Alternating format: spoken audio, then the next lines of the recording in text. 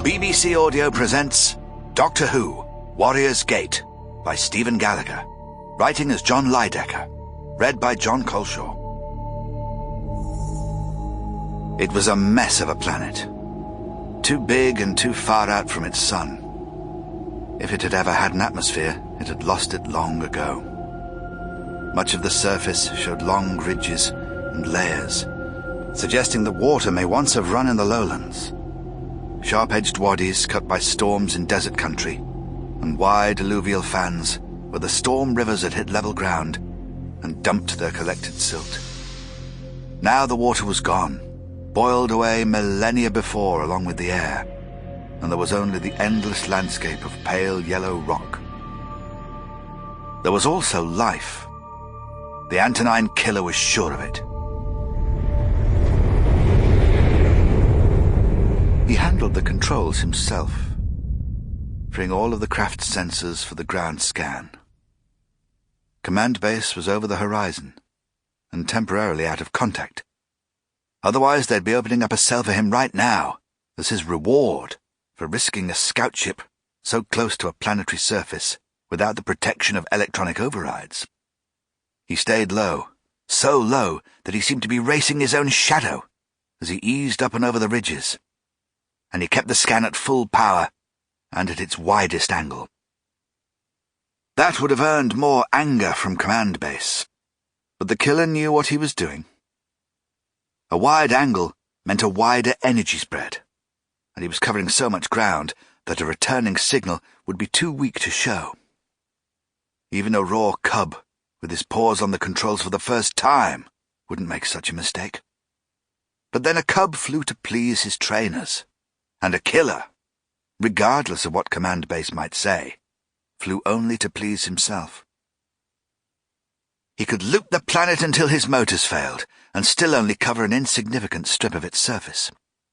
Killer intuition told him that the privateer was down there somewhere, hiding in a deeper valley, or the long shadow of a mountain.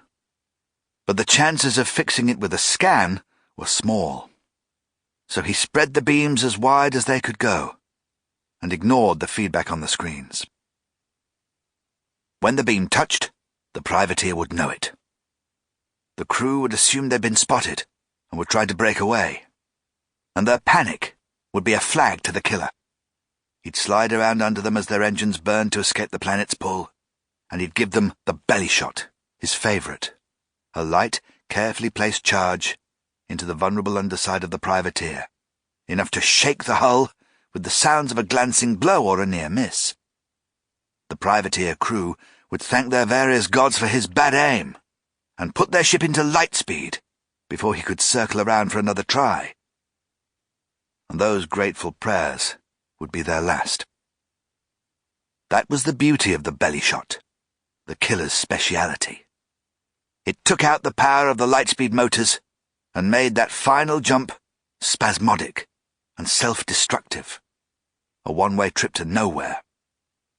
It had earned him the secret respect of the Antonine clan, and it kept his record clean with command base.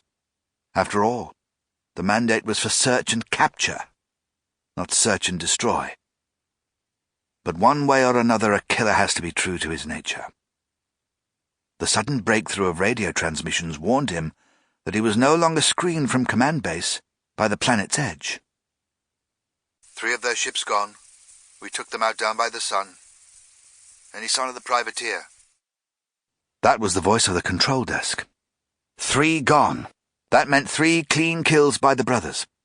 All of the kills successfully disguised as accidents or self-destructs. He narrowed his scan to within acceptable limits and restored the safety overrides. He heard the voice of the brother who'd been quartering the massive southern continental plain. I had them and I lost them. They could have gone light speed. We'd have seen them go. It happened so quickly, he almost missed it. A red-white burn on the line of the horizon. A star that glowed. Sample complete. Ready to continue?